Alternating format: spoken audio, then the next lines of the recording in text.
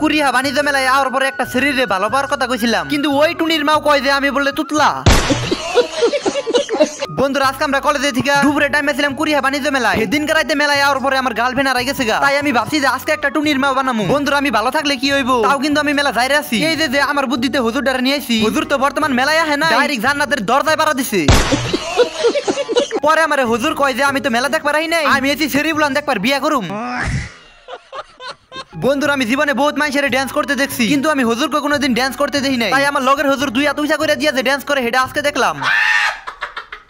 বন্ধুরা আমি হুজুরে যত যাই কই মালটা কিন্তু ড্যান্সার। আসল কথা হইছে যে মালটা বিয়া করাইতে পারে, তাই আমি মালটারে আর বেশি কিছু কম না। পরে আবার আমার বিয়ের মধ্যে ডাকলে আবো না। বন্ধুরা কুরিয়া বাণিজ্য মেলায় দুপুরের টাইমে স্কুল কলেজে থেকে জেডি পুলান আইছে, আমার মনে হয় রাইতে বান তার আদা হয় না। কেরা কেরা এই মেলায় এসেছিল কমেন্টে সবাই কইয়া যাবা। পরে বন্ধুরা আমি খালি ঘুরতাছি আর হেই যে দিকে টুনির বাচ্চা বিড় চাইতাছি, কিন্তু আমি পাই না। যাও আমি দুই একটা পাই, এইগুলো হইছে বহুত সুন্দর। ওইনারে ভালোবার কথা কইলে উল্টা লাত্তি মেরে দিব। তারপরে আমি আই বললাম চরকির ভূগোলে, রাইতে তো সবাই চরকির মধ্যে উঠছাল তাই না, এই জন্য আমি ভাবলাম যে চরকির মধ্যে দুই একটা টুনির বাচ্চা বাইজা থাকা রে। তারপরে আমি দেখি চরকির মধ্যে টুনির বাচ্চা তো নাই, টুনির মাওর একটা ফয়রও নাই।